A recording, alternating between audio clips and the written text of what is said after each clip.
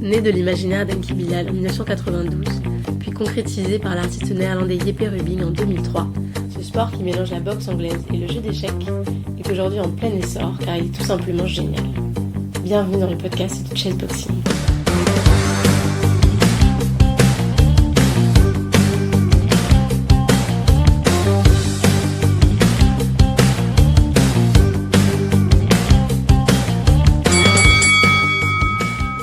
Bonjour à tous et à toutes, on est déjà lundi, j'espère que vous avez passé un très bon week-end. Comme toutes les 2 semaines, je suis hyper contente de vous retrouver pour ce qui est déjà le 8e épisode de ce podcast. Donc on a beaucoup parlé depuis le début de la jeunesse du sport, de l'histoire et des objectifs qui nous attendent au sein de la fédération ou pour les IFC, mais là j'avais envie de rentrer dans le concret. Et ce que je cherche, c'est de rentrer dans la peau d'un des meilleurs chessboxers du monde et de comprendre ce qui l'anime, comment il fait pour être un des meilleurs et pourquoi est-ce qu'il est connu par tout le monde comme étant le mec qui aime la bagarre. Et finalement, parce que je pense qu'on est nombreux à avoir quelque chose de différent chez toi, Jules, que ce soit dans tes yeux quand tu montes sur le ring ou dans ta philosophie de la vie et ta façon d'être qui, je pense, parfois en impressionne certains. Je tiens juste à vous prévenir qu'on a enregistré cet épisode en novembre dernier, à Yerevan, en Arménie, dans l'hôtel où on était pendant notre voyage au championnat du monde, et simplement pour vous demander de me pardonner pour les quelques bruits de fond qui sont inhérents à la vie d'un hôtel, mais aussi de ma voix très fatiguée de la semaine, à force d'avoir crié pour encourager nos combattants. Jules, je suis hyper contente de te recevoir. T'es le premier combattant actif que j'interviewe après Lara qui a depuis 2 ans raccroché les gants et Thomas qui est pour le moment en break à durée indéterminée. Jules, t'as 28 ans, t'habites à Angers, tu faisais partie de la première équipe de France qui est partie en Turquie en 2019. Tu viens à tous les stages de la fédération, à tous les événements, tous les IFC aussi. T'es plus de 2100 aux échecs en classement FIDE. T'es double champion du monde, t'as combattu en IFC, tu fais maintenant des combats de boxe amateur. T'as toujours fait beaucoup de tournois d'échecs, je crois, toute ta vie. Ouais, j'en ai pas fait beaucoup ces dernières années, mais j'en ai fait beaucoup à une certaine période. Ça, c'est à peu près ce que je sais de toi.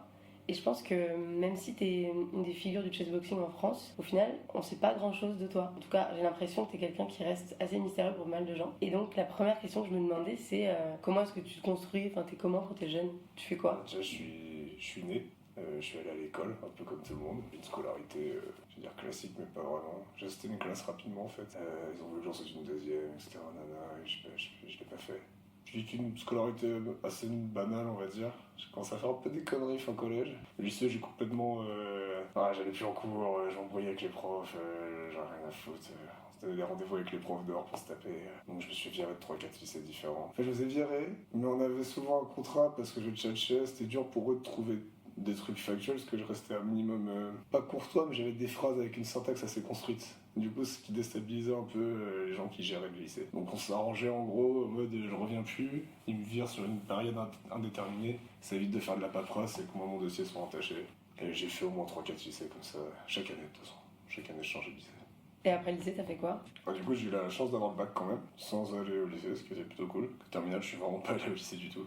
Donc je me suis permis d'aller à la fac pour avoir la chance de toucher les bourses. Donc je suis allé en fac d'anglais, sachant c'était pas forcément mon délire, mais je voulais aller en droit, on m'a dit que c'était compliqué comme la médecine, fallait taffer, j'étais un feignant, j'allais jamais en cours.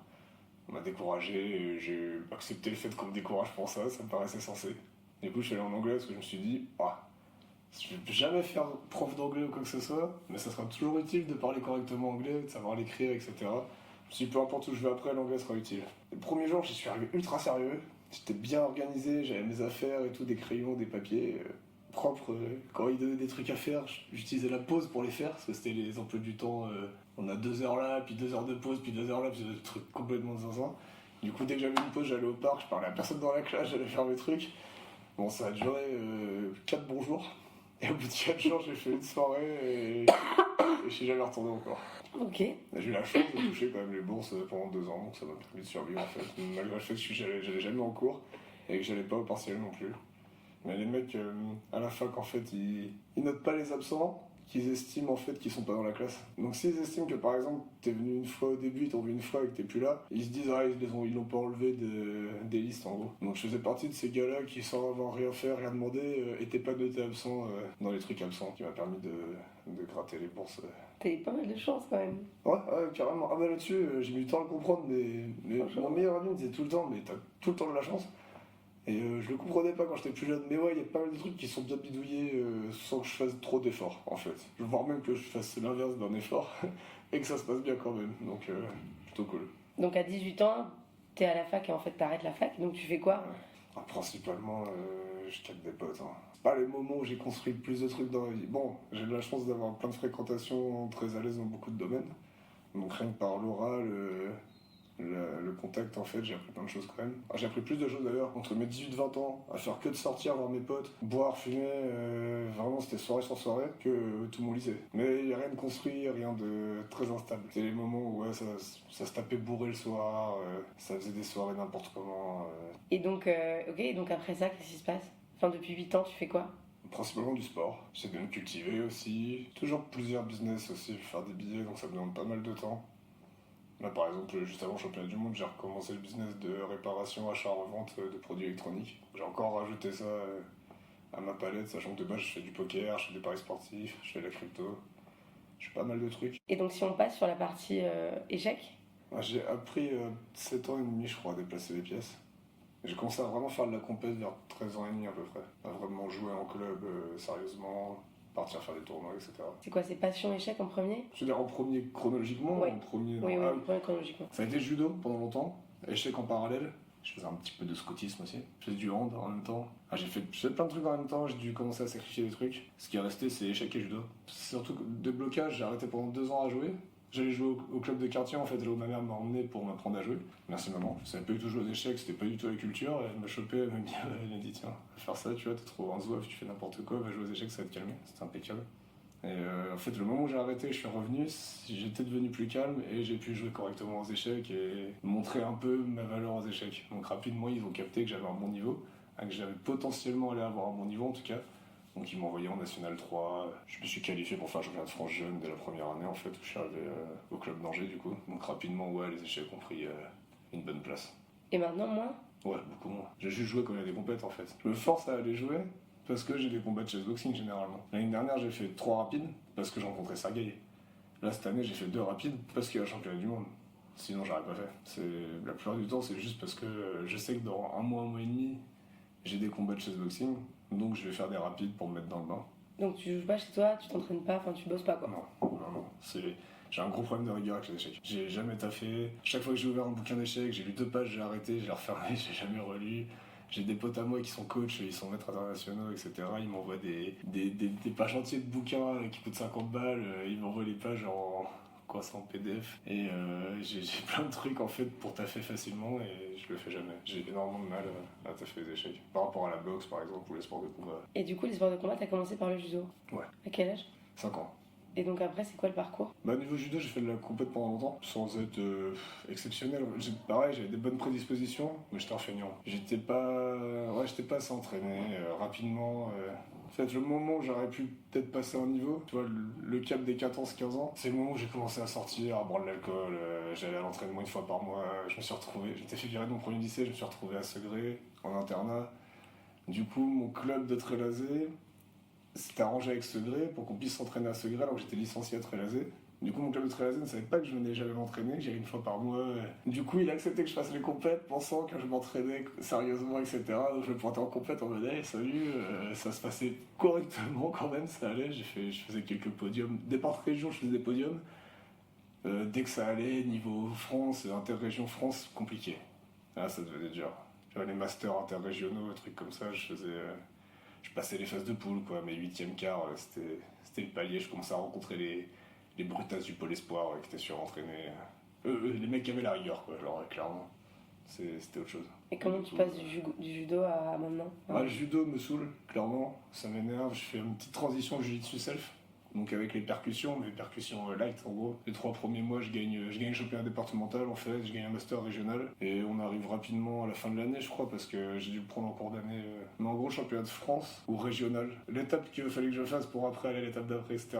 C'était en même temps que mon diplôme d'arbitrage d'échecs. Et je devais passer le diplôme d'arbitrage d'échecs parce que je venais d'arriver dans un club qui venait de se former. Il fallait absolument que je passe le diplôme d'arbitrage, qui était payé du coup par le club et tout, hein, donc royal, mais qui était en même temps que, je pense, le championnat régional. Et là, du coup, j'ai skip le jiu-jitsu pour les échecs. Après, derrière, ça me saoulait parce que de toute façon, on pouvait pas se taper librement. C'était contrôlé, quoi. Je pouvais pas donner un coup de poing avec les os, main fermée, en fait. T'es obligé de faire des ksh comme ça, des revers de daron énervé, quoi, mais sec, tu vois, genre, c'était spécial. C'est une bonne base, mais je dirais que c'est du MMA éducatif. Ah, c'est que à la touche, mais vraiment à la touche, quoi. Pas comme le light ici, c'est vraiment touche-touche, quoi.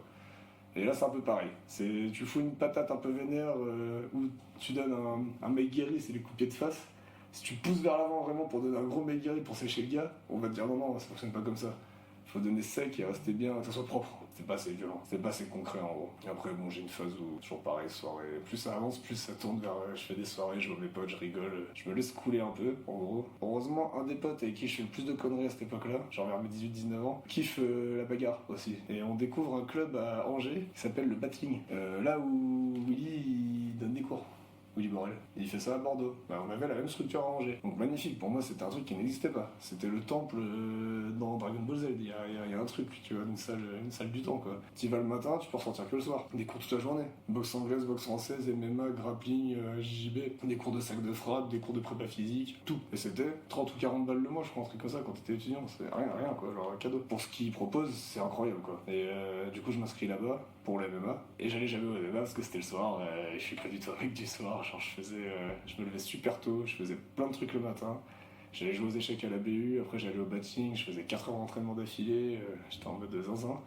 Puis à 1h de la journée, à 15-16 heures, je me posais avec des potes et je fumais. Je pouvais pas du tout m'entraîner le soir, c'était impossible. Donc j'allais plutôt à la boxe anglaise. C'est prépa physique, boxe anglaise, majoritairement. Alors que mon délire était quand même plus la MMA. Et du coup, c'est là où j'ai le premier contact avec la boxe anglaise. Parce qu'avant, je n'avais pas du tout le principe des points. J'étais bien plus jambes, coude, genoux. Pourquoi? Je sais pas, j'étais pas trop. Même quand je faisais un peu des MMA ou type MMA, je foutais une patate au bon moment, mais je boxais pas vraiment, quoi, on va dire. Un peu comme certains lutteurs ou certains mecs qui taekwondo, je sais pas, j'étais vraiment plus à l'aise à foutre des kicks, des genoux, des coudes et à choper le gars, le foutre par terre, quoi, en gros. J'étais pas du tout à mettre des punches, quoi. C'était vraiment pas mon point fort, les coups de poing. C'était vraiment un truc que j'ai dû apprendre. Il y a beaucoup de bastons, même, je faisais comme si je donnais un coup de poing et tout ça pour choper le mec par le callback derrière et lui faire une prise de judo, quoi. C'était vraiment. J'étais pas à l'aise avec les coups de poing. C'est pas naturel pour moi. Ok, mais donc tu fais quand même de la boxe anglaise parce que c'est le bon horaire. Exactement, c'est le midi. Voilà, pratique. Parfait, exactement, ouais, c'est ça. Je me pointe, je m'échauffe, je m'entraîne, je fais du sac de frappe, je fais la boxe anglaise, je fais la prépa physique. Après, derrière, je continue à faire de la muscu, moi, dans mon coin perso, quoi. Donc, je me fais des séances de 4 heures comme ça, en mode pas beaucoup de connaissances du sport. Donc, je fais des séances beaucoup trop longues, mais qu'une dans la journée. C'est l'époque où, dès que tu découvres quelque chose qui est intéressant, tu le rajoutes. Ah, je découvre ça qui est bien, je le rajoute. Après, du coup, je fais ça plus ça. Ah, il y a un autre truc que j'ai vu qui est bien, du coup, je fais ça plus ça plus ça. Et les séances à la fin durent 17 heures, quoi. Quand tu sais pas t'entraîner, quoi. Genre, tu rallonges. Tu m'entraînais comme un zinzin. Je devais faire 30-35 heures de sport par semaine. Donc, c'était un peu. Il y a un petit décalage. Des petits pépins physiques, du coup, vite fait, à droite à gauche, des petits pets, tu vois, des petites blessures qui ressortent de nulle part, quoi. Pourquoi t'aimes la bagarre? Ouais, j'ai été rapidement confronté à la bagarre, en fait. Donc, je sais jamais si j'ai aimé ça. Mais c'est un truc que on doit accepter au minimum. Je sais pas si j'aime ça objectivement. C'est un truc, il y a de l'adrénaline, ça monte, il y a une hormone qui fait que, tu vois, t'as envie d'y aller, mais je pense pas que j'aime ça. Je me dis toujours, quand j'aurai des gosses, je leur apprendrai sûrement à des bases d'arts martiaux et de sport de combat pour qu'il faut une châtaigne à quelqu'un qui casse la tête, tu vois, genre c'est la base, tu vois. On s'éduque entre nous, hein, c'est une base de l'éducation de savoir foutre une patate à quelqu'un qui déborde, tu vois. Mais je pense pas que je les mettrais dans les sports de combat ou la boxe comme moi, tu vois. Déjà, moi, tous les jours, je me pose la question de pourquoi je fais ça. Je me dis, ouais, je suis con, donc je le fais, c'est comme ça en fait. Mais je pense pas que je mettrais mes gosses à faire ça, tu vois. Dans l'absolu, je trouve ça vraiment débile. C'est juste qu'il y a un truc qui est au-dessus, c'est ce principe du drogué, tu vois. Il y a un truc qui est au-dessus de la raison en fait. Dans les échecs, on retrouve un peu ça. Hein. C'est les échecs, ça rapporte rien, c'est une torture mentale, c'est horrible. Mais t'y retournes, c'est comme ça. Tu peux pas t'empêcher. C'est vraiment le principe du drogué, mais bon, avec des hormones qui se créent quand même naturellement. Tu t'ingères pas des produits, donc c'est quand même plus sain, quoi. Et donc la bagarre, c'est un peu ça. Je me suis jamais En battue. fait, c'est qu'on n'a pas le choix. C'est ça le truc aussi. À faire des sports de combat, on a le choix. Ouais, mais se battre en général, on n'a pas le choix en fait. Tu peux pas ne pas te battre en général, sans faire d'analogie non plus, on peut en faire quand même, mais dans la vie en général, t'es obligé de te battre tout le temps. Donc, soit physiquement ou pas physiquement, mais même physiquement, t'es plus ou moins obligé. Je veux dire, demain, imaginons je deviens fou, je suis méchant, je fais n'importe quoi, je chope des gens dans la rue, je les défonce, tu t'es jamais préparé en fait à croiser un mec comme moi fou dans la rue. Et il y a des mecs plus fous et plus forts que moi. C'est ça la vie. Donc je ne parle pas de faire de la paranoïa, genre mais tout peut arriver à tout moment en fait. Genre il n'y a pas de contrôle là-dessus. Le seul contrôle que t'as, ça va être sur toi, et d'être un minimum assez fort pour que s'il se passe un truc, au moins que le gars en face, en fait, ait la notion de je risque quelque chose si jamais je vais à la confrontation avec cette personne. Si j'embête des gens autour de lui ou quoi que ce soit. En fait, qui est ce rapport de force qui permet qu'il n'y en ait pas, en fait. C'est la logique purement des êtres vivants, je pense, en général, et c'est normal. C'est une fois qu'on l'accepte, je pense qu'on se sent beaucoup mieux. Il y a toujours ce rapport de force, et c'est important. Qu'il soit palpable ou non, hein. Il se passe toujours des trucs, il se passe toujours quelque chose, et il y a un moment, si jamais tu peux foutre une patate à quelqu'un et le one-shot avec une patate, il t'arrive beaucoup moins de galères en fait, que si tu peux pas le faire. Genre c'est comme ça en fait, c'est juste de la logique. C'est pas ce que je souhaite ou ce que je souhaite pas, c'est comme ça. Ok, donc toi tu penses que tout le monde devrait savoir se battre? Ah mais oui. Même les femmes? Bah oui, bah peut-être même encore plus les femmes. J'ai fait le pari comme ça avec un pote, j'ai fait le pari que ma gamine à 12 ans il lui éclatait la gueule, tu vois. Donc c'est un pari latent, ça va arriver un jour, tu vois. Et ma gamine va lui éclater la gueule, évidemment, je dirais pas de... prendre sa tête, lui foutre des coups de coude dedans. Bon, elle voudra pas le faire, elle le fera pas, j'aurais perdu le pari, et puis voilà, tu vois, j'ai pas la force à le faire. Mais dans le principe, tu vois, dans l'idéologie. Mais oui, tout le monde doit savoir se taper, c'est évident. C'est le risque en fait qui fait peur aux gens. Donc en fait, toi, t'es une meuf qui te bat dans la rue, le gars il vient t'agresser, tu lui fous une steak dans la tête, tu le saches pas, ça se trouve il gagne tous les jours la baston, ça se trouve, mais rien que tu peux lui foutre une steak dans la tête, et il y a un risque, il peut perdre quelque chose en fait, c'est à quoi bon? Je parle pas des trucs de self-défense où ils font des chorégraphies, là, je parle de foutre une patate en fait. Savoir foutre une patate c'est essentiel. Donc comment on fait alors? Parce que je sais pas faire moi. Bah c'est hyper simple en fait. L'essentiel, c'est d'avoir les pieds ancrés dans le sol. C'est de partir en armant légèrement l'épaule. C'est-à-dire pas armer le bras comme font les gens des fois en mode bourré, etc. C'est juste armer l'épaule. Et en fait, on va faire une rotation qui part de l'ancrage des jambes. Ça passe par les genoux, ça passe par les hanches. Et là, l'épaule vient se déployer devant. Et en même temps, quand tout tourne, les genoux se descendent un petit peu. On fléchit légèrement les genoux. Ça sèche quelqu'un. Ah ça c'est un coup, ça sèche. Et après on revient vite, évidemment, en pure boxe, dans la rue aussi, mais bon un peu moins généralement. Mais en gros c'est ça, c'est arme un petit peu l'épaule et on fait une rotation. Et dans la rotation, il faut surtout pas tendre les jambes, c'est l'erreur classique, même moi ça m'arrive de le faire, alors que pourtant je le sais, que ça fait quelques années quand même que je m'entraîne. C'est vraiment ça, on part d'assez haut, on arme et on descend vers le bas, en faisant la rotation. Et plus les pieds sont ancrés, plus c'est fort, plus on est stable, plus on tape dur en fait. C'est un principe. Si jamais il y a des talons qui se lèvent dans tous les sens, tu tapes moins fort. C'est juste comme ça en fait. Il faut quand même être con pour boxer. Je pense que c'est essentiel. Ça fait partie de la grille pour rentrer dans le club des boxeurs. J'avoue que quand je regarde les combats, j'adore, tu vois. Mais quasiment à chaque combat qui est un peu violent, je me dis, mais je pourrais jamais faire ça, quoi. Et ça me terrifie, tu vois. Mais le pire, c'est pas les combats. Hein. Le pire, c'est l'entraînement, moi je trouve. Hein. Parce que les combats, il y a ce moment un peu exceptionnel, on va se taper, il y a une concrétisation. Mais alors tous les jours, tu galères, tu te lèves le matin, tu t'entraînes, tu rentres, tu manges, tu dors, tu te réveilles, tu pars t'entraîner, tu as une vie d'esclave entre guillemets, parce que t'es libre, c'est toi qui as choisi, mais tu vois, c'est une vie de zinzin, tu manges hyper strictement, tu débordes jamais, tu vois, bon, tout le monde autour de toi essaye de faire attention un minimum, je dis pas qu'ils font n'importe quoi, mais ils se permettent comme ils veulent, ils ont bien raison. Toi t'es là en mode tout le temps hyper carré, hyper rigide, savoir un peu décompresser quand même, mais sans trop décompresser non plus, c'est ça le truc. C'est hyper complexe. Donc c'est ce que tu fais toi, dans la vie? Ouais, c'est ça. Tout le temps. Ouais, c'est un truc de zinzin, je suis pressé d'avoir la retraite. En fait, c'est quelque chose d'essentiel. Pas quelque chose qu'on veut faire, mais c'est quelque chose qu'on doit faire. Moi, j'estime comme ça. Pour moi, en tout cas, j'estime comme ça. Je sais pas. Ben, je préférerais être joueur de tennis, ou un truc comme ça, tu vois. Mais j'aurais l'impression que je fais pas ce que je dois faire. Que c'est pas ça le truc, c'est pas l'excellence vers laquelle je veux aller. Je dis pas que les mecs au tennis, tu prends des Alcaraz, des Sinner, etc. C'est incroyable ce qu'ils font. Et ils doivent une rigueur, une précision de ouf. Mais c'est du tennis quoi. C'est pas le même niveau de frontalité et d'honnêteté, tu vois, je veux dire. C'est toujours pareil, c'est de la confrontation, mais on adoucit les règles parce qu'ils sont moins cons que nous. Vu qu'ils sont moins cons que nous, ils ont créé des règles pour faire de la confrontation et de la bagarre, mais sans vraiment qu'il y en ait un qui perdent des neurones ou qui finissent paraplégiques quoi. La base de la base, je pense, du sport et de la confrontation, c'est des matchs à mort quoi. Les mecs se mettent l'un en face de l'autre, ils se foutent sur la tronche et il y en a un qui meurt. Donc on met des règles, on adoucit le truc parce que on est civilisé. On est de moins en moins teubé et on voit pour le développement de l'espèce en général, c'est quand même mieux qu'il n'y ait pas des mecs qui meurent, surtout quand c'est des mecs assez badass et tout, ça sert à rien qu'ils meurent quoi. Donc on met des règles au fur et à mesure. Même dans la boxe anglaise, il y a énormément de règles. Mais il y a quand même, voilà, c'est quand même plus direct et frontal que du foot ou du tennis. Et donc toi, pour toi, c'est ta vocation? Ouais, je pense, c'est vers ça que je dois aller. Peut-être je me trompe, je sais pas, mais je pense que c'est vers ça que je dois aller. Et je pense que c'est pareil, c'est formateur. Ça, c'est comme les années d'adolescence où tu dois faire des choses pour te former et tout. Bah, moi, je pense que ça dure mais jusqu'à au moins 35-40 ans. Jusqu'à 35-40 ans, je pense qu'on peut se former physiquement, mentalement, intellectuellement, la culture, etc. 40 ans, c'est la retraite de la formation. C'est le début du travail à ce moment-là. Ça dépend dans quel sens on le prend. Mais je pense qu'à 40 ans, t'es quelqu'un d'accompli. T'as tout ce qu'il faut, en fait t'as toutes les armes à 40 piges. En tout cas moi, par rapport à ma vie, comment ça évolue, j'estime qu'à 40 ans j'aurai toutes les armes qu'il faut. Je pense que je vais être plus accompli en faisant ça que en faisant du tennis. C'est du développement. C'est arriver à un stade de développement le plus avancé possible pour maîtriser les choses, être à l'aise en fait, être serein, pouvoir aller où je veux après.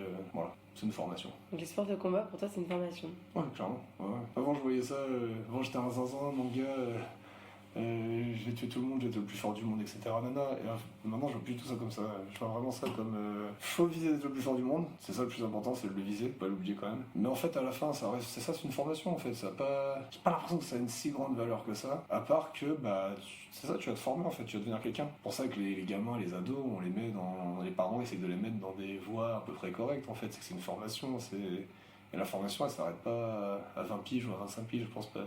À 25 ans, il y a un truc qui se passe dans le cerveau qui fait qu'on devient adulte, plus ou moins, dans nos sociétés en tout cas, je pense. Mais ça va jusqu'à 40 piges, je pense. On verra quand j'aurai 40 ans, mais je pense que ça va bien jusqu'à 40 ans, je pense, la formation. Surtout en parlant du physique. Après 40 ans, c'est compliqué de faire du sport haut niveau, surtout sport de combat, donc il faut le faire quand même avant 40 ans. Comment tu découvres le chessboxing? Il me semble, si je me souviens bien, que c'est ma mère qui m'en parle, parce qu'elle avait les BD d'Inky Bilal. Mais je devais avoir 16 ou 17 ans, 16 ans peut-être. Bon, ma période où je fais beaucoup de tournois d'échecs. Du coup, je me bourre beaucoup la gueule, ça va avec, étrangement. Et je fais pas beaucoup de sport, mais j'aime le sport de combat. Alors, pour faire simple, dès le début, je suis matrixé par le truc de je vais être champion du monde de chessboxing, c'est évident. Y a pas de doute. À 17 ans, je suis bourré avec mes potes de lycée à ce qu'on fait soirée. Je croise des inconnus dans la rue ou je sais pas quoi, nana. Je parle du truc, les gens me regardent avec des gros yeux en mode il fait devant un qu'est-ce qu'il raconte, il est bourré. Et je dirais que je serais champion du monde de ça, vous verrez, etc. Là, je fais chier les gens avec ça en fait, bourré dans la rue, bon, ça fait marrer tout le monde, c'est rigolo, tu vois, il n'y a pas de malaise, tu vois. Mais parce que tu le vois dans la BD, enfin ta mère t'en parle, mais après tu te renseignes et tu vois que ça existe vraiment. Mais oui, en fait, moi j'avais. Vincent Collin, qui est un ami, a fait des tournois au minimum dans les mêmes âges que Karl. Karl, il y a plus de 10 ans, avait déjà fait des combats de chessboxing et avait Chabanon comme mentor un peu de chessboxing. Moi je vois ça de loin, je joue aux échecs de Lana, mais chessboxing ça me fait kiffer. Et on se chope avec Vincent, on se dit, parce qu'on fait des soirées ensemble après les tournois, etc. Il sait que je suis chaud, j'aime bien la bagarre et j'aime bien les échecs. Donc on parle de chessboxing très rapidement. Et il me chauffe en gros, tu vas te taper avec Karl. Parce que Karl, son mentor c'est Chabanon, il coach plus ou moins pour le chessboxing en gros. Et moi ça serait Vincent qui me coacherait, et ce serait moi du coup le combattant. Donc déjà quand j'avais peut-être 17 ans, 18 max, on parle de faire un combat contre Karl. Bon ça se fait pas parce qu'on est trop du cul, voilà, y a pas un gars comme Guillaume derrière pour pousser le truc et que ça s'organise, etc. Nous on est là, on est bourré, on rigole, on capte les gens, on appelle, on fait ouais combat, gna gna gna. Karl, je sais même pas si c'est revenu jusqu'à ses oreilles, c'est pour te dire que c'était vraiment... on en parlait souvent, je chauffais, mais le temps que ça se mette en place, on est des joueurs d'échecs quoi. On idéalise beaucoup, on a beaucoup d'idées, on veut les faire, mais ça se met pas forcément en place en gros. Et du coup, c'est une idée latente en gros. Et un jour, j'en parle avec un pote à l'Open International d'Avon qui s'appelle Raphaël Malassagne. Et il dit ouais, mais tu vois, nous on est 21, lui il était 22 peut-être, un truc comme ça. Il dit 21-22, on est en forme physiquement, on est assez grand, assez stokos, on aime bien le sport, ça nous dérange pas. Il me regarde, il dit mais nous en fait on est bien pour faire du chessboxing et tout, on en parle un peu. Et j'ai tchatché avec lui. Il me dit, mais moi, tu sais que je connais Thomas Cazenave et tout. Et Thomas venait de faire champion du monde. Et du coup, je lui dis, bah, fais-moi le contact et tout. Il me dit, ouais, bah, je te sur Facebook, je tchatche-le, etc. Il n'y a pas de problème. J'ajoute sur Facebook Thomas, je le tchatche. Et il me dit, ah bah, impeccable, on est en train de faire une liste de combattants, on compte faire un rassemblement, on va essayer d'organiser un truc, nani nana. Et en fait, je dis, ok, bah, parfait. Et je donne mes informations et tout. Et il me recontacte plusieurs mois après. Et il dit, bah, voilà. On va à 7 en fait dans le sud, on fait un rassemblement et du coup bah voilà, j'arrive dans le chessboxing, comme ça on me dit salut. Tu rencontres tout le monde quoi. Je rencontre tout le monde. Enfin tout le monde. Ah. À l'époque c'était pas beaucoup de monde mais. Guillaume, Thomas déjà, puis bah l'équipe de base, que ce soit l'équipe de Guillaume qui travaillait avec et que ce soit les combattants, il y avait Kamel du coup, il y avait tous les anciens collègues pionniers. Et donc tu vas à Antalya en 2019. Ouais. Comment ça se passe? Parfaitement, c'est genre sans rien faire. Tu fais combien de combats? 2. Et tu gagnes? Ouais, puis pas sans rien faire encore une fois quoi. Les mecs sont pas très forts aux échecs en fait. Moi je sais pas boxer, j'ai jamais boxé de ma vie. À part les 3 quarts d'heure de boxe anglaise du batting que j'ai fait pendant quelques mois, donc c'est très léger, on va dire. Et ça passe. Ouais, ça passe carrément, parce que j'ai une bonne tête et j'ai une bonne condition. Donc je peux difficilement prendre des KO, les mecs sont pas des gros punchers. Ah, je rencontre Martin en demi-finale et Daniel en finale. Et ok, les mecs sont sûrement bien plus techniques que moi, surtout Daniel, bien meilleur boxeur. Mais c'est pas un puncher, donc il faut qu'il me mette KO en round, compliqué. Bon, il pourrait avoir 2 rounds s'il avait gagné plus de temps. Mais à l'époque, le gars vaincu qui avait le meilleur palmarès, je crois, un truc comme ça. Mais moi je le bats, je sais même pas. Je suis à la tête de Thomas et Guillaume, Thomas qui était là en mode non, gros, t'as battu Daniel et moi je suis là en mode ouais. Genre je vois pas du tout l'importance du truc, hein. Je sais même à la fin j'étais là en mode je suis champion du monde, je sais pas quoi faire. Et donc en 2020-2021, il n'y a pas de championnat du monde. Ouais. En 2022, tu y vas pas. J'y vais pas. Ouais, je comptais pas y aller. Pour moi, le championnat du monde, c'était format amateur. Beaucoup trop de variance, on sait pas qui on rencontre des mecs tous les jours. Les matchs sont courts, l'organisation, l'heure des combats, les arbitres, tout est à la Walligan, ça ressemble pas à grand chose. L'IFC, c'est carré, c'est organisé, les combats durent longtemps, les match-ups sont corrects, on rencontre quelqu'un vraiment de notre niveau, c'est vraiment le format pro, quoi. Ça s'appelle l'IFC, c'est le même principe que l'UFC pour le MMA, quoi. Ça rigole pas, quoi. Et vu que je perds contre Karl à l'IFC, j'ai failli me faire chauffer par Guillaume pour me refaire entre guillemets au championnat du monde. J'ai failli craquer et y aller, mais je me suis dit non, j'avais prévu de pas y aller. Si j'y vais alors que j'avais pas prévu d'y aller, juste pour me refaire, tu sais, c'est le principe du gambler, quoi, de faire 100 balles à la roulette, vas-y, je vais mettre 1000, je vais me refaire. Je me suis dit, vas-y, tranquille, détends-toi, prends du temps. Puis à l'époque, j'étais beaucoup moins à m'engager dans des trucs. Là, aujourd'hui, on m'appelle, je vais combattre, quoi, j'en ai rien à foutre. À l'époque, pour les trucs organisés, je voulais pas me lancer à l'aveugle dans des trucs où je sais pas où je vais finir, je sais pas ce que je vais faire, j'ai pas envie d'y aller. Parlons de. Enfin, raconte les IFC. Ma première FC, c'est un mois avant le championnat du monde de 2019. Le premier événement de chessboxing en France, et le meilleur. Et ouais, quand même, c'est costaud l'IFC, quoi, genre ça a de la gueule. Je rencontre Zozulia, donc un Ukrainien, très connu maintenant en chessboxing, quoi. Grand, hyper sec, 2100 aux échecs. Voilà, ça a l'air costaud déjà dès le début sur le papier. Bon, au final, on se rencontre. Bon, c'est version professionnelle. Hein, des combats professionnels de boxe sont beaucoup moins spectaculaires et organisés que l'IFC. Hein. L'IFC, c'est vraiment. C'est costaud, quoi. Mais à l'époque, je suis je suis pas conscient des trucs. J'arrive comme ça, je me balade, je prends aucune pression. Alors j'arrive, c'est rigolo, je vais amuser, quoi. Et je vais tuer le gars. À l'époque, j'étais très comme ça, genre je le tue et puis c'est réglé. Et on joue aux échecs, ça se passe bien pour moi. J'ai les noirs, il a les blancs. Mais ça se passe bien quand même, parce qu'il bégaye un peu, il fait une ouverture pas terrible, une fermée. Je lui colle BK, tire son cavalier en B1, hyper détendre. Il joue un truc dans lequel je suis à l'aise, et en plus il le joue pas parfaitement. Donc très bien. Et on va à la boxe, pour la température le premier round. Et déjà en prenant la température, il est surpassé. Je sais plus s'il se fait compter au premier round, c'est possible. En tout cas, il est surpassé dès le début. Genre, je touche alors que je fais quasiment rien, je sais pas très bien boxer. J'étais un mois en salle de boxe, c'est ça mon entraînement. Bon. Et encore une fois, j'ai une grosse condition, parce que tous les matins je m'entraînais, je courais, je faisais des sprints. Je faisais des circuits training un peu dans mon coin, entre guillemets, de la corde, du shadowboxing. Mais en pure salle de boxe, j'ai fait qu'un mois. Et heureusement, le gars en face avait pas une foudre. Deuxième round d'échecs, je continue à dominer, je concrétise, je gagne une qualité, tout se passe bien. On revient à la boxe. Bon, ok, j'ai compris comment il fonctionne. Je lui fonce dessus, je le tape. Il se fait compter et les gars de leur coin, parce que c'était Will, le coach de Paris, qui faisait son coin, parce qu'il avait pas de coin. Et il jette la serviette. Je commençais à le patatiser des tours sur lui-même. J'avais pas de quoi le sécher parce que j'avais pas assez de technique à l'époque pour le sécher net. Mais bon, il prenait trop de coups, quoi. Mais il encaisse aussi. Hein. Il a fait le championnat du monde un mois après, il s'est pris plein de gars, même par Kamel, il encaisse. Il se met comme ça en tortue et il encaisse de ouf. Donc c'est bien qu'il soit arrêté par Will. Il se prenait vraiment beaucoup de coups, quoi, sans en remettre, en fait. Donc on revient en 2022. Et donc là, le deuxième IFC est organisé post-Covid, en octobre à Paris. Et donc tu vas combattre contre Karl. Ouais. Et donc tu combats contre le gars dont tu parlais 10 ans avant, qui t'avait envie de combattre, quoi. Ce qui est marrant, tu vois. Ah, c'est plutôt rigolo. Du coup, raconte. C'est une ambiance. Pareil, je m'entraîne pas en salle de boxe. Ça a été mon erreur pendant longtemps, en fait, de pas faire de boxe en salle de boxe. Parce que je m'estimais pas boxeur, je m'estimais combattant. À la limite, si je devais aller quelque part, je serais plus allé vers du MMA, quoi, en fait. Je m'estimais vraiment pas boxeur, c'est pas un truc qui me plaisait, c'était pas mon délire. J'acceptais la boxe anglaise parce que le chessboxing était basé sur la boxe anglaise et non sur le MMA. Je faisais partie des gens qui voulaient que ça soit fait en MMA. Mais bon. C'est pas le principe. Bon bref, je m'estime pas boxeur, je vais pas en salle de boxe, c'est une grosse erreur. Et Karl, je sais même plus si j'avais ma licence de boxe, mais en gros je fais un mois de salle de boxe avant le combat. Mais pareil, je suis super entraîné quand même, j'aime trop entraîner pour notre Karl, je suis 3 entraînements par jour. Je me lève, je vais courir, je fais du fractionné, je reviens, je mange, je fais une sieste, je repars à la prépa physique, je reviens, je mange, je fais une sieste, je pars à la boxe le soir. Je m'entraîne beaucoup trop. Mon coach, en plus, le premier mot où j'y vais, on se connaît à peine, mais il me le fait comprendre. Il me parle du surentraînement et tout, mais j'écoute sans écouter. Voilà. Je comprends ce qu'il me dit sans accepter le. On te le dit, heureusement qu'on te le dit, mais tu l'assimiles pas tout de suite. C'est toujours pareil, tu vois. Même si tu peux le comprendre, tu l'assimiles pas. Bon, je m'entraîne comme une brutasse à la boxe, surtout conditions physiques, mais pas aux échecs. Et, j'arrive contre Karl, j'ai aucune notion de l'échiquier, de la pendule. En plus, c'est du rock qui passe dans les oreilles, alors j'étais très.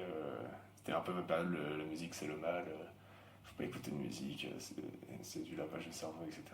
J'ai quelques périodes comme ça. Donc je suis en mode la musique, c'est pas possible.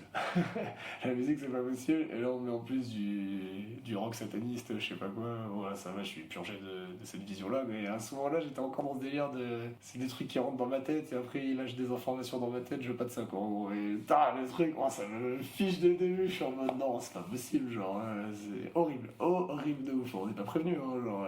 On nous dit pas quelle musique il va y avoir, hein, c'est surprise, tu vois, genre, j'étais en mode, ouah, c'est chaud. C'est vraiment ça, la musique qui m'a choqué, hein. Ça m'a fait bégayer pendant 1 minute au début, quoi. J'étais en mode, putain, mais on peut pas jouer avec ça, c'est où le bruit des vagues, là, genre, j'étais choqué. Bon, bref, on joue, je mets 20 ans à jouer, mais je joue des coups corrects. À la boxe, je suis trop en mode, je vais le tuer, ça fonctionne pas, c'est pas ça la boxe. J'avance vers lui pour lui foutre des grosses patates, je suis plus fort que lui, en fait. Physiquement, peut-être mentalement à voir. Je sais que c'est techniquement par rapport à des boxeurs, c'est un vieux. Je suis un jeune, je lui roule dessus, point final. Y a pas de... Pour moi, il n'y avait pas d'autre vision du truc en fait. C'est juste que j'ai lui roulé dessus. Donc déjà, je perds un round à juste avancer vers lui, à prendre des contres, etc. Qui me font rien. Mais ça bloque mes attaques quoi qu'il se passe en fait. Donc ça m'empêche de développer moi mon jeu à moi. De prendre ma distance, de bien cadrer, de donner les coups au bon moment, au bon endroit. Je donne que des gros coups lourds, des grosses patates en fait. Alors je suis en mode grosse patate. Deuxième round d'échecs, ça va être le même genre. Je perds beaucoup de temps pour des coups simples. Pour essayer de jouer propre, plutôt que de juste jouer. C'est important en fait en blitz de jouer, plutôt que de jouer propre. Soit tu sais jouer propre, soit tu sais pas en fait, tu veux pas le créer sur le moment, donc il faut jouer. Alors je suis au deuxième round d'échecs, mais Karl commence un peu. En fait, je commence à annihiler la pression qu'il met sur mon roi, parce qu'il a les blancs, j'ai les noirs. C'est toujours la même histoire, beaucoup d'histoires où ils auront les blancs en face et genre les noirs. Donc du coup, il a l'avantage de l'ouverture, la surprise, tac tac, il met la pression, c'est quand t'as les blancs, tu mets la pression. Plus tu montes en niveau, plus tu mets longtemps la pression avec les blancs, et plus les noirs mettent du temps à égaliser, techniquement c'est ça le principe. Donc j'annihile à peu près son attaque-pression sur le roi, sachant que ça existe toujours en latence pendant tout le match, donc faut faire attention. Et je contre-attaque au centre, il réagit mal et il est complètement raide. Vraiment complètement raide. Et là, Karl en a parlé il y a quelques jours d'ailleurs, il me dit, putain mais à ce moment-là, je suis raide, et tu peux pas t'empêcher quand même de jouer genre le coup c'est sorti comme ça, le coup le plus beau, le plus exceptionnel, le plus précis, je sais pas comment il m'a sorti ça, il m'a dit tu peux jouer 1 milliard de coups sans trop réfléchir longtemps et t'es super bien, mais tu remets 20 ans à jouer pour trouver un coup que tour D1, je sais plus quoi, je sais même plus de la partie exactement, mais oui, c'est vrai que j'ai une tour que je claque pour récupérer je sais pas quoi derrière, bon bref, un truc compliqué. Alors que j'ai un truc bien plus simple, pour me prendre la tête et ça suffit quoi en gros. Et j'étais très, voilà, je veux pas assez aux échecs, quand je joue pas assez aux échecs, je kiffe en fait. Genre je suis sur l'échiquier, je kiffe, ma tête elle part dans tous les sens, je vois 1 milliard de trucs, je suis plus efficace, on va dire. J'ai plus d'efficacité. J'ai que des idées qui pop et ça se développe et je vais jouer le truc le plus précis ou qui me fait plaisir, ça dépend, les deux peuvent être les mêmes choses des fois. Mais du coup je manque d'efficacité, mon temps cool, j'ai une position de plus en plus gagnante, c'est écrasant clairement. À la boxe, il a pas grand chose de mourir, il y a même des comptes qu'il a pas eu. Il y a un moment son gant, il pose le gant par terre carrément. Tellement il est mort, il se fait pas compter. Il y a un autre moment, je le patate, il se retrouve entre les cordes. Et je vais pour continuer avec patate parce que je suis un peu. Je dois le tuer. Sauf que l'arbitre il arrive, il dit non, tape-le pas derrière le dos, derrière la tête, je sais pas quoi. Et je suis en mode ah oui, c'est vrai. Je commence à avoir rouge en fait. Et il le compte pas encore une fois. Bon, ça on en reviendra, mais 2-3 petits trucs pas cool. Mais il est proche de la mort, ça pour dire, c'est ça le plus important à retenir. Il est proche du moment où c'est fini. On revient aux échecs, j'ai plus de temps, j'ai une position gagnante, je commence à vouloir jouer vite, je flingue un peu la position gagnante, je pense qu'à la toute fin même, ça doit être égal à la toute fin même, je pense que c'est une finale égale. Mais j'ai plus de temps en fait, je crois qu'il doit rester 10 secondes avant de retourner à la boxe, et je tombe autant et je perds autant en fait, sur un combat où j'étais largement devant à la boxe, j'étais largement devant aux échecs, sauf que j'ai mis 20 ans à jouer parce que je suis un baby. et je perds le combat. Genre, je suis là en mode j'ai perdu quoi. C'est pas possible. Genre, je comprends pas. Je suis là en mode putain, mais qu'est-ce que j'ai fait quoi. Genre, et là, ok, je comprends un peu l'importance quand même des échecs dans le truc. Et de boxer aussi. Je pensais trop, j'arrivais en mode, voilà, en mode Super Saiyan quoi. Je m'entraîne de ouf, j'arrive, je lui éclate sa gueule. Mais non, la boxe c'est comme les échecs, c'est un art. Il y a des techniques, il y a des trucs à perfectionner, il y a une intelligence. C'est pas juste j'arrive, je suis plus fort, je suis plus entraîné et je lui tape dessus quoi. Ça fonctionne pas. Là j'avais de la chance de rencontrer Karl en plus, qui est pas un gros puncher. Je rencontre un mec qui me rencontre, c'est un peu comme hier, le gars aussi, où j'arrive un peu comme un con devant, je suis frontal, il me met un coup sans regarder au pif, ça suffit pour me déstabiliser, me faire vaciller quoi. Ça va très vite. Là, Karl, là, ça aurait pu être déjà une histoire. Parce que je suis arrivé très frontalement, alors que je suis grand, j'ai de la longe, je suis très mobile. Faut que je joue avec les feintes, que je tape mon allonge, que je touche, que je laisse se vendre et que je le sèche quoi. Là j'arrivais, j'avançais, je prenais un coup, ça me faisait rien, j'avançais, je prenais un coup, ça me faisait rien, puis à un moment j'essayais d'en foutre une grosse técose dans la tête, complètement débile quoi. En fait, c'est pas boxer quoi en gros. Ok, donc tu perds le combat autant alors que t'étais clairement mieux. Je crois que t'as laissé une trace au cabaret sauvage. Ah ouais, c'est vrai. Bon, t'es vénère quoi. Ouais, je suis. Pour moi la défaite n'existait pas. C'est synonyme de mort à l'époque pour moi une défaite, hein. C'est vraiment ça. Il n'y a pas de. Bon, là je le ressens un peu moins parce qu'objectivement je le défonçais à la boxe. Donc techniquement il peut pas me péter, il peut pas me tuer s'il veut me tuer, tu vois, dans l'absolu. Mais quand même, pour moi une défaite ça n'existe pas. Ce n'est pas concevable en fait, tu vois. Et oui, du coup, oui, je me barre vers les loges et je fous une patate dans le mur et c'est des murs en placo donc pas besoin de foutre une vraie patate, rapidement ça fait un trou. Je sais pas s'il y a encore. Truc d'adolescent qui joue aux jeux vidéo quoi. Donc 2022, tu vas pour le championnat du monde. Là, maintenant, j'y serais allé sans problème. Bah, là, tu vois, je combats dans 2 semaines en boxe anglaise alors que j'ai perdu hier. Mais à l'époque, j'étais trop. Je mettais trop d'émotions en fait dans les trucs. Enfin, c'était trop important en fait. Je donnais de l'importance à des trucs où il faut pas forcément donner. En tout cas, pas comme ça. Alors, c'est pas la bonne forme d'importance que je donnais. Mais c'est très bien. Il fallait que je passe par ça pour me construire, pour avancer, etc. Ok, et donc 2023, Ouais, au cabaret sauvage, toujours en février. Et donc là, 3e combat en IFC. exactement. Là, je rencontre Val du coup, qui lui est au top de sa forme pour le coup. Il a défoncé le championnat du monde. Il arrive en mode énervé. J'avais déjà rencontré en 2020 en fait un combat du coup pas officiel, mais tout fait comme un combat officiel en gros, pour faire simple. Et t'avais gagné? Ouais, j'avais gagné, c'était bien passé. Pareil, j'étais arrivé, j'avais plein de problèmes, je m'entraînais pas, je faisais que de boire et fumer, c'était horrible. Mais je suis arrivé, j'avais envie de gagner. C'était un combat assez serré, mais j'étais tout le temps mieux sur les échecs et tout le temps mieux sur la boxe, du début à la fin. De pas grand chose, mais du début à la fin, je savais qu'aux échecs je gérais et qu'à la boxe je gérais. Ça le faisait, tu vois. Et ça s'est concrétisé à la fin, de se faire compter, je crois, dernière ronde, et on revient après aux échecs, et je gagne aux échecs, et ça se finit comme ça. C'est un bon combat. Et du coup, là, revanche officieuse, premier match officiel, on va dire, entre guillemets, quoi. Et on se connaît déjà, quoi. Du coup, c'est ça que je veux dire. On s'est déjà foutu des parpaings sur la tête en voulant gagner, quoi. Bon, là, j'arrive dans des conditions pas la folie, quoi. J'arrive, j'ai pas de conditions, je m'entraîne pas, je me suis blessé une semaine avant le combat, j'ai une cheville en l'air que j'arrive à peine à poser par terre. Moi, j'ai 1 milliard de problèmes à régler. Bon, les classiques. De toute façon, il n'y a pas d'excuses, hein. Quand on y va pour combattre. Hein. Tout le monde a plein de problèmes à régler, tu vois. Alors là, vraiment, j'avais des conditions infernales. J'avais pas digéré la défaite, en plus, je pense, contre Karl. J'ai fait un cumul de trucs qui faisait que j'étais pas du tout présent, en fait. Ça s'est ressenti pendant le combat. Hein. Je veux dire, même Valentin, on en a parlé. J'étais un fantôme quoi en fait. Aux échecs et à la boxe j'étais un fantôme quoi. J'étais là parce qu'il fallait être là, mais j'ai pas essayé de gagner aux échecs, j'ai pas essayé de gagner à la boxe objectivement. Ça se voit, hein. Les gens peuvent regarder le combat sur YouTube. Par rapport à mes autres combats, y a pas de panache quoi, y a pas d'envie. Je veux dire, les autres combats je fais des erreurs. Genre je dis pas que c'est pas de la belle boxe, les échecs c'est pas tout carré, tout millimétré et tout, mais on sent qu'il y a une passion, il y a une envie quoi. Genre je suis là pour défoncer le gars en face et lui rouler dessus. Là, j'arrive aux échecs, dès le début, je joue des trucs, je me renferme sur moi-même, je conteste rien, je le laisse complètement faire, alors que même lui fait des erreurs que je peux punir facilement, et qu'à mon niveau, je devrais punir très facilement, que lui non plus devrait pas faire à son niveau, mais bon, comme d'hab, chessboxing, on est devant plein de gens, il y a une pression, encore une fois, qu'on le conscientise ou pas. Mais à la boxe, c'est pareil, j'arrive, je donne 3 jabs, j'arrive pas trop à toucher, direct dans ma tête, c'est « Oh putain, mon jab il touche pas, fait chier ». Je me prends une patate ou deux, je suis là en mode oh. Rapidement, je suis en mode ouais, bon, ok. Ça va me saouler rapidement cette histoire, ouais, je suis pas dedans quoi. J'ai pas le truc de je prends une patate, allez, je me relance, j'y retourne, nana, j'y vais parce qu'il faut y aller quoi. Je vais à l'usine quoi en fait. Et donc tu perds aux échecs. Ouais, je perds aux échecs, mais je perdais à la boxe aussi. Les deux premières rondes, je pense, je me fais vraiment savater.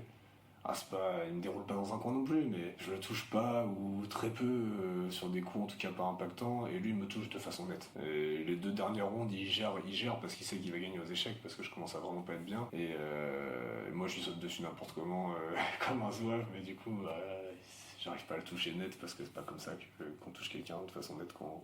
Je comprends au moment que je peux faire match nul aux échecs. Pré-move un coup dans ma tête, il joue un autre coup et au final je donne un pion en main et juste je perds. Donc voilà, grosse ambiance. Et donc là, t'es pareil qu'après le combat de Karl, enfin, t'es hyper vénère, t'es hyper deg, ou justement, comme Ouais. t'étais pas trop dedans, enfin. J'ai vraiment l'impression de ne pas avoir combattu et de réaliser vraiment. Là, je réalise vraiment la défaite. En fait, le combat de Karl, j'avais la boule de haine en moi qui était latente et qui m'empêchait d'évoluer dans ce que je voulais faire en général, qui me mettait dans une zone parallèle.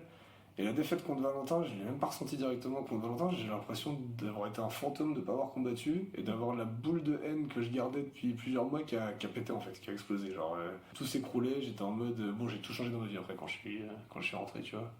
Je me suis recalibré sur plein de trucs, etc.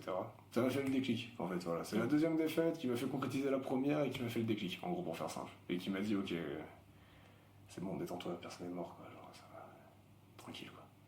C'est pas. C'est comme je dis aux échecs aussi. Il y a un truc qu'on fait souvent aux échecs. C'est oh merde, j'avais ce coup-là avant, ou oh merde, si j'avais pas donné le pion, là j'aurais pu faire nana ou je sais pas quoi, nana. Mais en fait, ça sert à rien, parce que la position actuelle, c'est la position actuelle. Tu peux réfléchir au passé après la partie. Comme information, un sujet analytique. Tu analyses, tu regardes, tu fais ah oui, j'aurais pu jouer ci, jouer ça. Mais pendant ta partie, ça ne sert à rien en fait. Il faut prendre la position dans le présent. Sinon, tu vas juste. C'est vraiment débile. Tu te focalises sur un truc qui n'existe plus. Là, je l'ai appliqué pour ma vie à moi en fait. Genre, j'analyse le truc de faut pas que je fasse ci, faut pas que je fasse ça, faut que je fasse ci, faut que je fasse ça par rapport aux erreurs que j'ai faites. Mais par contre, faut pas que je le ressente émotionnellement, on va dire. C'est le truc. Faut que je prenne la position actuelle. La position actuelle, c'est voilà, faut que j'entraîne à la boxe, faut que je rejoue aux échecs, faut que je me remette dans le truc, etc. J'y aille quoi, c'est tout. C'est ça le mood quoi depuis 1 an et demi. Ouais, en gros, ouais. Bah, c'est déjà boxer quoi. Là, ça ressemble un peu plus à de la boxe quand même ce que je fais. C'est plus concret quoi. Genre, je m'entraîne, ça soit sur le ring, c'est quand même beaucoup plus. C'est de la boxe. Pour défoncer tout le monde. La prochaine échéance, moi je la connais, mais enfin.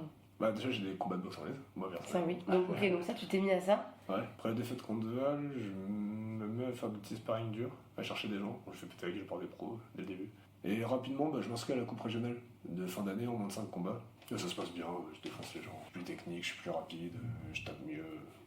Ça se passe bien. Et t'attends le prochain combat. Ah, donc, non, parce qu'en fait, avec Karl, c'était pour le titre. Ouais. Donc tu perds. Je perds, Valentin, je perds. Du coup, c'est Valentin et Karl le prochain combat annoncé. Moi, j'ai pas vraiment de combat annoncé à ce moment-là. Et tu participes à l'IFC 5, donc en mai à 7. Contre Sergei, j'arrive pas trop mal préparé. Parce qu'en fait, j'avais des blessures. Voilà, j'avais refait champion du monde déjà réactionné quelques mois avant. Donc c'est bien, ça me remet dans le bain. Après, derrière, j'ai une opération, quelques trucs à régler. Donc je dois faire 3 mois sans entraînement net. Donc je me retrouve en février. Un truc comme ça. Je recommence à m'entraîner tranquille, doucement, pour pas faire n'importe quoi en février. Donc j'arrive en forme, mais pas depuis longtemps. On va dire ça comme ça. Alors ça va, je me sens bien quand j'arrive, mais ça fait quelques mois que je m'entraîne, quoi. Février, deuxième moitié de février jusqu'à mai. Ce qui est suffisant, mais j'en ai 3 mois avec 0 sport, quoi, vraiment, littéralement. Et je me sens bien. J'ai refait la coupe régionale, je crois, le mois d'avant, donc que j'ai regagné. Les 2 années de suite, en fait, je les ai gagnées. Donc j'ai l'habitude de m'entraîner, je suis allé en combat récemment, ça se passe bien, je suis à l'aise. Donc j'arrive contre Sergei et j'y sors, hein. Je suis tranquille en fait. Je joue aux échecs, bon il joue un truc pour me surprendre un peu, mais il me surprend pas, c'est lui qui est surpris. Donc aux échecs rapidement j'ai encore les noirs, comme dans l'histoire. Bon, Valentin aussi j'avais les noirs. Dans toutes les histoires là j'ai les noirs. Voilà, complot, on sait pas, Illuminati, bon, tu vois le principe. Je m'attends à ce qu'il joue F3 comme un gamin, parce qu'il a joué ça contre Val au championnat du monde. Parce qu'il rencontre Val au championnat du monde, en gros il perd en finale contre Val, en faisant match nul aux échecs, sur une partie où chacun leur tour, ils étaient gagnants, et à la fin, Val prend une perpète, comme ça il gagne à la boxe tranquille, parce qu'il dominait à la boxe. Il a pas réussi à le faire compter ou quoi que ce soit, mais il était jamais en danger, et Sergei, clairement, prenait des bonnes patates dans la tête, quoi. C'est clairement Valentin a dominé à la boxe, il n'y avait pas de souci là-dessus. Et du coup, je le rencontre, bon, il me joue un des 4C4. Je sais pas sur quoi il veut partir, mais bon, je joue mon ouverture tranquille, une sorte de Grunfeld. Forme de retransposition en Grunfeld en gros. J'égalise très vite, voire même je suis un peu mieux. Ce qui est incroyable avec les noirs au premier round, quand normalement les gars en face se préparent. Puis on arrive à la boxe, puis bon, il fait ses trucs avec son bras là qui traîne et tout. Et rapidement j'ai mis une droite au bout de, je sais pas, même pas 10 secondes. J'ai mis une droite, il titube jusque dans le coin, je vais pour le finir. Nader il saute comme ça, en héros de Sergueï pour le compter, histoire de pas finir le combat trop tôt. Je pense que c'est pour ça en tout cas, parce que là sinon je le finissais, c'était réglé. Il n'y avait aucune chance qu'il s'en sorte. Il se fait compter comme ça, il récupère un peu, le combat continue. Bon, je retourne à la bagarre, mais en cadrant, en étant tranquille, calme, j'essaie d'esquiver son bras avant qu'il traîne. Et je comprends que son bras avant, il me touche avec un espèce de crochet bizarre là, qui traîne. Et moi, je pense que j'ai autant d'allonge que lui, on va faire même taille, même allonge à peu près. Quand je balance mon gauche, même quand je le touche, je lui touche à peine le bout du nez ou le bout du menton. C'est pas un vrai coup bien net. Et je commence rapidement à me dire que c'est bizarre qu'il me touche avec son espèce de crochet bizarre, où il a moins d'allonge que moi direct. À moins qu'il ait des bras de 20 cm de plus, mais j'ai pas du tout l'impression que ce soit le cas. J'ai l'impression qu'on fait à peu près même taille, même allonge. Donc il y a un problème dans l'histoire en fait. Donc je lui dis écoute, tranquille, je resserre la garde, je continue à le cadrer, à avancer vers lui, et je me dis on va voir comment il fait. En fait, le tour de magie, je veux découvrir le tour de magie. Il met un coup ou deux, et ok, je comprends le tour de magie. Donc je me dis, bon, je vais commencer à esquiver sa gauche en passant en extérieur, quoi, une esquive latérale vers l'extérieur, classique. Le problème, c'est qu'il fait ses trucs en m'écrasant la tête avec son bras. Il le fait une fois, c'est moi qui prends une pénalité parce que je baisse trop la tête. Il le fait une deuxième fois, c'est lui qui prend une pénalité parce que j'ai pas baissé la tête, mais il m'a carrément enlacé la tête comme ça pour être sûr de pas se faire punir. Du coup, je me dis, bon, c'est bon, on va arrêter les frais là. C'est évident que pour me donner son petit crochet gauche, il rebondit sur les pointes de pied. Et en gros, il avant, arrière, avant, arrière, avant, arrière. Et il y a juste un moment pour me donner son crochet gauche, il fait un tout petit pas en plus vers l'avant. Pareil, hyper simple, mais c'est jamais simple quand on est sur le ring. C'est des trucs, des fois visuellement même on voit pas. Du coup, je fais quoi? Je baisse un peu ma tête, en baissant un peu ma garde pour jouer avec lui et qu'il ait l'illusion de croire qu'il peut me toucher. Parce que techniquement, il peut. Si je suis là, il bouge pas, il peut. Le truc, c'est qu'au moment où il saute en gros pour me toucher, il fait son jump avant un peu plus loin pour me toucher. Le truc, c'est que je recule ma tête en reculant ma jambe.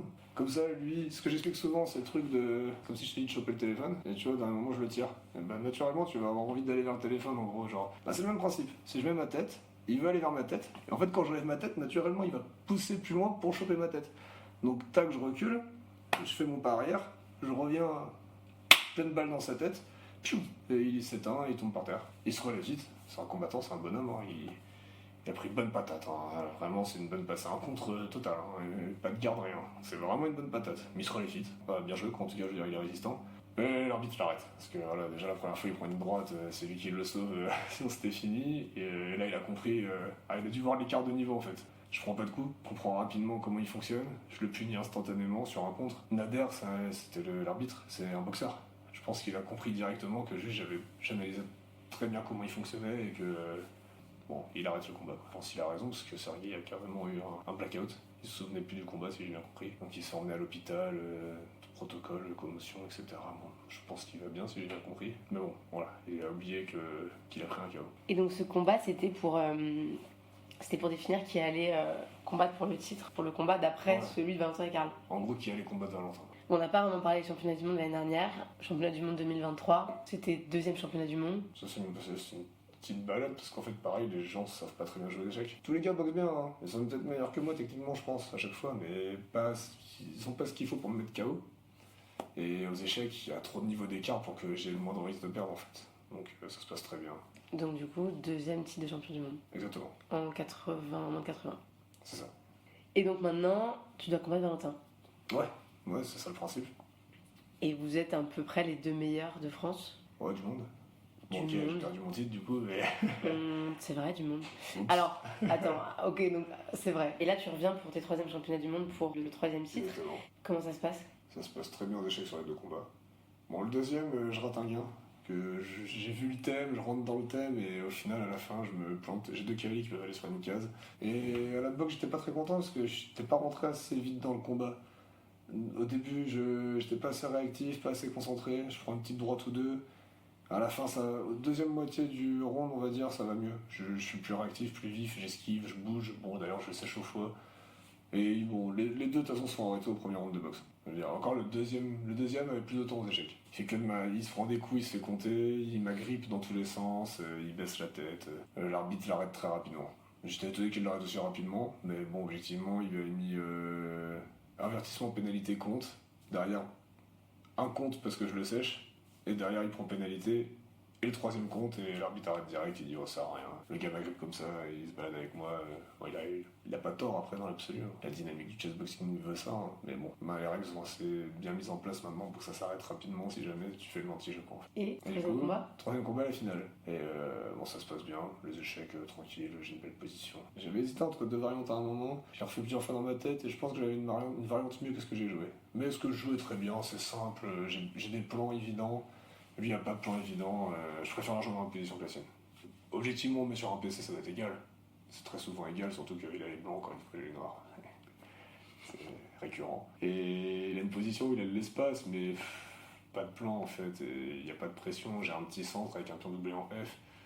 Espèce de Sicilienne Paulsen, mais où les blancs jouent G3 fois G2, mais dans une Sicilienne ouverte. Donc il fait grand rock, il balance tous les pions à l'aile roi, mais moi je reste au centre avec un pion doublé en F parce qu'il m'a donné le case noir. Donc c'est très bien pour moi, ça me va parfaitement ce genre de position, je sais que je vais pouvoir jouer ça vite, simple, donc il va être obligé de forcer des tactiques qui sont peut-être pas bien pour lui, pas bonnes pour lui, et moi j'ai du jeu, bon, ça me va très bien comme position, je suis très content de me poser, j'ai pas moins de temps en plus. On va à la boxe, je sais clairement que c'est pas un boxeur, qu'il est pas technique du tout en fait, je l'ai pas vu boxer, mais j'ai vu un peu s'échauffer, je vois le profil, je sais que c'est pas un mec qui boxe en fait, je sais que ça va le faire, faut juste que j'attende de voir comment il boxe. Que je prenne mon temps, que je me presse pas. Et le gars me saute dessus dès le début. Il me fout des patates derrière la tête. Après, il s'accroche à moi. L'arbitre nous sépare. Il veut pas se séparer de moi, mais je suis là en mode bon, l'arbitre nous sépare. Il me ressaute dessus, il refout des patates derrière la tête. Je commence un peu à avoir des pertes d'équilibre, mais bon, on boxe quand on est là. Hein, genre, bon, on m'a dit que j'aurais peut-être dû me plaindre à l'arbitre que je prenais des patates derrière la tête, parce que c'est interdit. En fait, il baisse la tête, il court vers moi, il baisse la tête, et il fait des overhead main ouverte derrière la tête. Pas le droit de baisser la tête, pas le droit de taper avec l'intérieur de la main, et pas le droit de taper derrière la tête. Mais bon, ça vient aussi de moi la faute, du fait que normalement, un gars comme ça doit même pas me toucher normalement. Normalement, je dois me déplacer, je dois garder à distance, je dois bouger à gauche, à droite, tac, mettre des feintes, le punir, le contrer. Là, je suis un gogol qui rentre pas dans le combat, qui reste en face de lui comme un gogol, alors qu'il faut absolument pas rester en face d'un mec qui est déjà plus petit, et en plus qui fout des patates à la Hooligan, voilà, tu bouges sur les côtés, t'esquives, tu te laisses te fatiguer, tu le contres au bon moment, bon, je fais tout ce qu'il faut pas faire. Et je prends des coups derrière la tête, et l'arbitre le signale pas, lui met pas de pénalité, il arrête pas, rien du tout. Et au bout d'un moment, il y a un échange qui se passe, et j'ai l'impression que je donne une gauche, et que je vois un coup droit arriver, et que je lève mon bras gauche, pour pas reprendre un coup derrière la tête. Et bingo, c'est une droite directe en fait, une droite en plein menton qui a connecté, instant. Hein. J'ai vacillé direct. J'étais déjà un peu déséquilibré par les coups derrière la tête, hein. Mais bon, c'était quand même une belle droite bien directe avec le menton un peu levé en plus, il était pas bien rentré. Donc c'est des trucs à la con parce qu'il regarde pas en fait. Il baisse la tête, il regarde pas où il tape et je me le prends dans le menton quoi. C'est les trucs classiques que les coachs nous disent quoi. Genre bouger la tête, rentrer le menton. Parce qu'un gars il donne un coup au pif, vous le prenez, vous tombez en fait. Et c'est exactement ce qui s'est passé. Le classique que les coachs nous disent tout le temps, tu vois. Il tape au pif en balançant un gros coup comme ça, et moi je suis là comme un con, et je le prends quoi. Je me retiens de tomber avec la jambe, et là il arrive, il me fout une grosse main ouverte derrière la tête, qui me fait tomber net par terre. Je me relève, je suis là en mode oh putain je suis tombé par terre, c'est quoi cette histoire, première fois de ma vie. J'ai déjà pris des coups qui m'ont fait traverser l'espace-temps, mais je suis jamais tombé par terre en fait. Et là je tombe par terre, je me relève, je suis en mode ah ouais ok, j'ai l'impression que j'ai rien eu. Bon, tout va bien par contre, pas de douleur, pas d'absence. Impeccable, tout va bien, parfait. Je me relève, je suis debout, je réalise quand je suis debout que je suis vraiment tombé par terre, j'en ai complètement conscience, et je suis en mode bon, concentre-toi, là tu vas boxer, gagne du temps parce que là c'est le moment où tu prends un coup en gros, tu peux retomber très facilement, même un tout petit coup de merde tu peux retomber. On sait jamais, le cerveau est encore un peu tac. Je sens le derrière de ma tête les petites fourmis là, ils frétillent. Ils frétillent le derrière de la tête, donc je suis en mode j'ai pris un bon coup quand même derrière la tête. Du coup, l'arbitre me compte, mais il voit que je suis prêt à combattre. Je le regarde, ouais, je suis prêt à combattre. J'y retourne. Le mec arrive à avalanche de coups, très vulgaire dans tous les sens, mais bon, c'est son style. Hein. Je dis, c'est pas un boxeur, je pense que c'est un lutteur ou un truc comme ça. Parce qu'il avait de la patate, il avait du cœur, mais il n'y avait pas de technique. Je bloque les coups, j'attends que la tempête passe, l'arbitre m'arrête. Et là, le choc. Genre, je suis là en mode quoi? J'étais outré, genre, je comprenais pas le truc. Je pensais vraiment. En plus, quand il m'arrête, je la regarde plusieurs fois en vidéo. Parce que j'étais en mode, il va vraiment arrêter. Et ouais, il fait comme ça, mais je le regarde même pas. Pour moi, c'est impossible qu'il m'arrête. Je pensais qu'il faisait un truc, je sais pas, il y a une pénalité. Je pensais qu'il mettait une pénalité à l'autre parce qu'il regardait par terre. À la limite, peut-être il me recomptait pour une activité, ou il me disait de bouger, de faire des choses pour être actif, parce que c'est vrai qu'ils aiment pas ça quand on revient d'un compte. De pas bouger, en fait, ils aiment pas qu'on fasse ça. J'aurais dû bouger, j'aurais dû mettre un jab par principe pour faire semblant que je sois en condition, mais moi j'allais très bien en fait, j'attendais qu'il s'essouffle dans mes gants et lui foutre une patate au bon moment, tu vois, en gros, c'était juste ça que j'attendais. Comme ça je récupère tranquille et ça le fait quoi. Mais bon, mauvaise stratégie. C'était une grosse erreur de rester sur place. On restait sur place sur un mec brouillon qui tape fort, alors que je suis normalement meilleur en boxe, c'est très très mauvais. J'étais puni pour un truc qu'on nous dit 1 milliard de fois qu'on n'est jamais puni.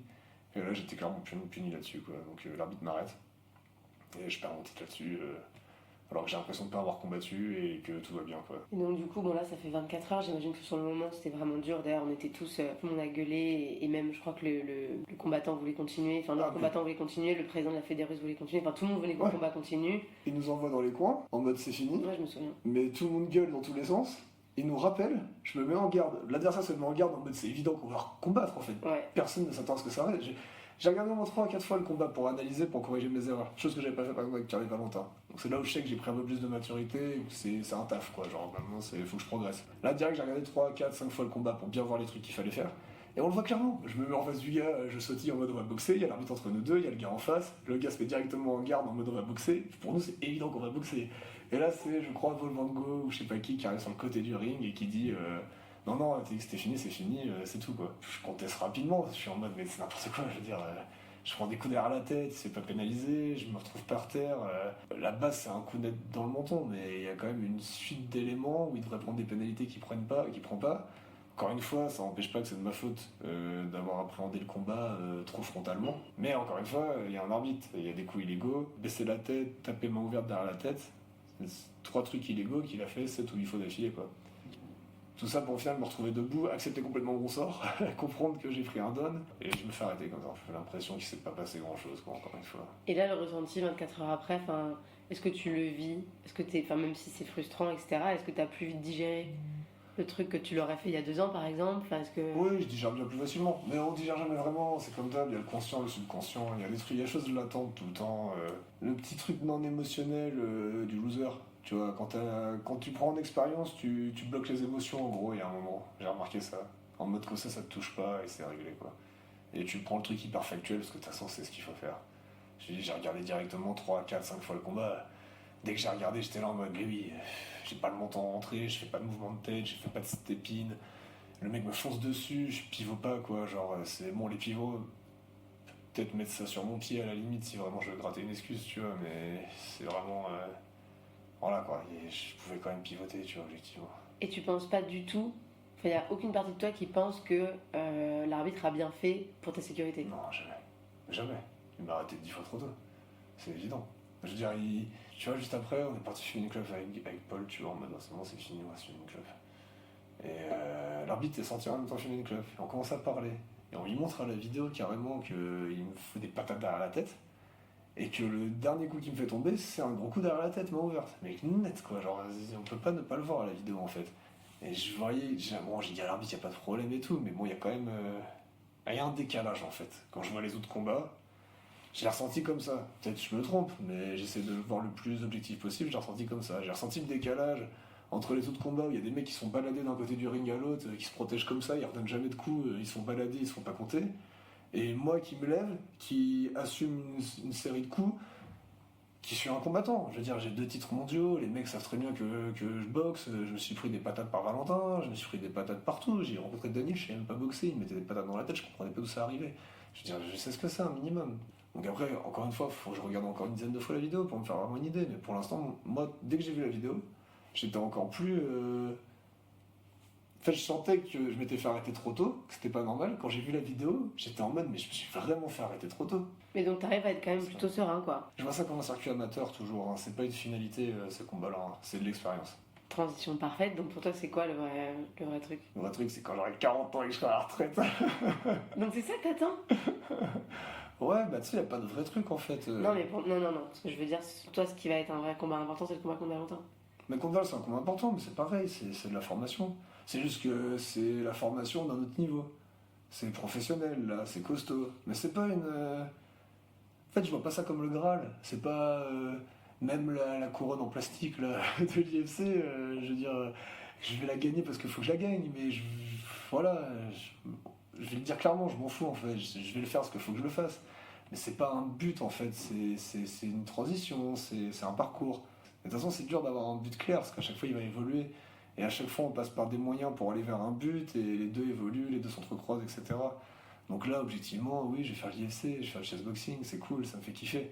C'est lire des livres, c'est se cultiver, quoi. C'est le même principe, en fait. C'est une formation, c'est toujours pareil. Et évidemment que Valentin, le combat contre Valentin va être bien plus important que les combats que j'ai là au championnat du monde. Ça n'a rien à voir.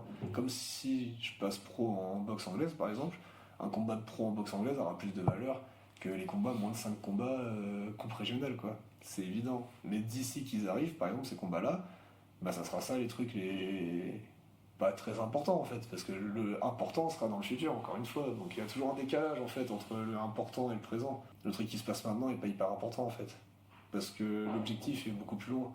Et le temps qu'on rattrape l'objectif, bah, il sera toujours plus loin, parce qu'on le rattrape jamais vraiment en fait. On rattrape l'objectif du passé, on rattrape pas l'objectif concrètement quoi. Donc c'est hyper relatif. Rien n'est important, tout est important, rien n'a de la valeur, tout a de la valeur en même temps. Faut le vivre en fait, tout simplement. Faut juste faire les trucs. C'est un truc que j'ai compris, faire les trucs. Pour ça maintenant quand il y a un combat on m'appelle, je viens. Comme là, tu vois, j'ai en Arménie, je suis dégoûté, tu vois, genre je claque un billet, j'ai kiffé, je me dis je vais faire troisième titre mondial, comme ça après sur l'affiche avec Val, tac, les bonhommes, 3 titres mondiaux chacun, en plus je reviens des enfers entre guillemets, vu qu'il y a eu des fêtes contre Karl, des fêtes contre Val. Derrière bam, je gagne le championnat du monde, je patate Chetnikov alors que c'est pas n'importe qui. Bon c'est cool, j'ai progressé de ouf. Et là, je le montre pas. Tu vois, je le montre pas, je fais un tournoi pas bien, je fais un dernier match pas bon du tout. Et puis, bah voilà, c'est comme ça quoi en fait.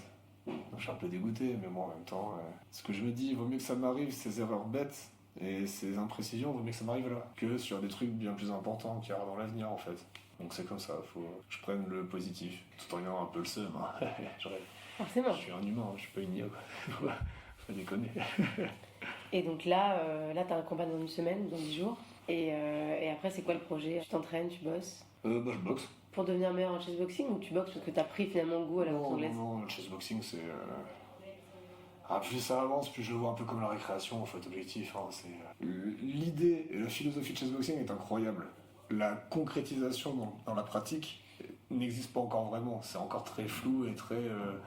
C'est enfantin, récréation, c'est très léger pour l'instant. C'est vraiment l'idée qui est incroyable.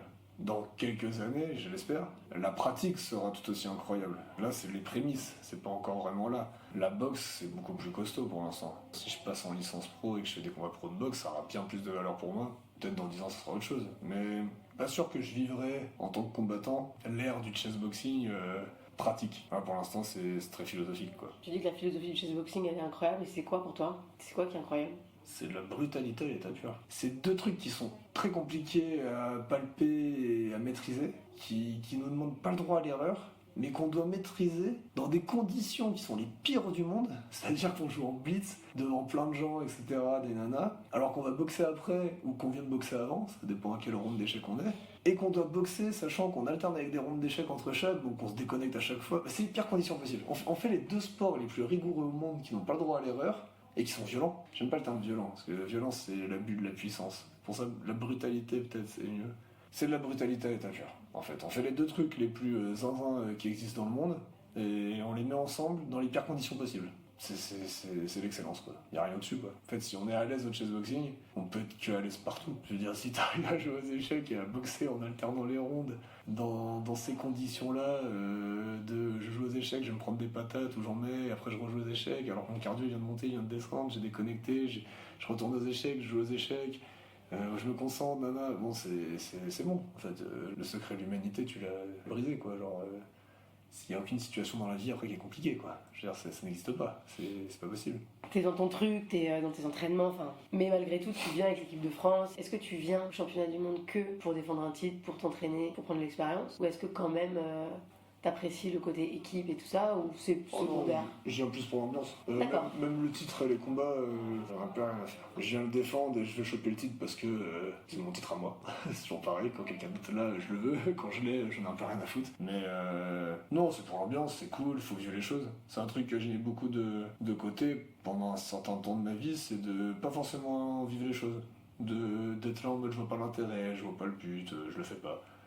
Là, même si je vois pas l'intérêt forcément direct, en tout cas que je représente pas l'intérêt assez fort par rapport à ce que moi ça va me coûter, faut le vivre et c'est le plus important, c'est de le vivre. C'est toujours le même principe que d'essayer de viser, d'être le meilleur du monde, et même si tu finis 382e, ça a plus de valeur de le vivre que de juste pas le faire en fait. Si on t'avait dit à l'avance, peut-être tu l'aurais pas fait, mais faut le faire en fait, c'est important. C'est le fait de le faire en fait. C'est au-dessus de tout en fait, c'est au-dessus des résultats, c'est au-dessus de. Faut participer en fait, faut vivre, faut juste vivre, et quand tu vis, il se passe des choses, tu développes des compréhensions, tu découvres, tu vois. On fait des taxis avec, avec notre pote russe là, on peut pas savoir comment il s'appelle, tu vois. C'est des moments comme ça aussi qui sont incroyables, tu vois. Ça a plus de valeur qu'énormément de choses, tu vois. C'est hyper important de savoir se profiter de ça. Comme les stages, les rassemblements. Je dis objectivement, je m'entraîne moins bien, avec des gens de moins bon niveau que chez moi. Et ça me coûte beaucoup plus cher. Et ça me demande beaucoup de temps. Et ça me fatigue. C'est ultra pas rentable pour moi sur l'aspect, sur quasiment aucun aspect. Sauf que dans ma tête, c'est vrai, je vais voir la famille du chessboxing. Ça fait plaisir. Tu sais, voilà, c'est les repas en famille. Tu vois le principe, tu vois, ça va être chiant. Ça va être vraiment chiant. Mais t'y vas. Et en fait, tu kiffes, tu vois, c'est cool, tu vas voir la famille, tu vois. Bon, là, j'ai dit que c'était chiant avec la famille et tout, mais chessboxing, c'est pas le cas, tu vois. L'analogie était peut-être pas ouf, tu vois. Je veux dire que même dans les pires cas où t'as rien à gagner, où ça te rapporte pas directement, mais t'y vas, parce que tu sais qu'en fait, faut le faire. Et en fait, ça va être cool quand même, c'est toujours pareil, tu vois. Même quand tu sais que c'est pas rentable, entre guillemets, tu le fais. Parce que c'est compliqué à calculer la rentabilité, il y a des trucs qui sont pas mathématiques, en fait, qui se comptent pas, quoi. Chessboxing, ça se compte pas. Merci Jules. Merci à toi, Mona. Merci à tous de nous avoir écoutés. J'espère que cet épisode vous a plu. Comme toujours, vous pouvez m'aider à faire connaître ce podcast en le partageant à un ami ou en allant mettre 5 étoiles et un commentaire sur la plateforme d'écoute de votre choix. Rendez-vous dans 2 semaines avec un autre combattant, très différent mais pas des moindres, qui est tout aussi génial et qui porte le chessboxing en France depuis des années. Je vous souhaite une très bonne semaine et je vous embrasse. Ciao!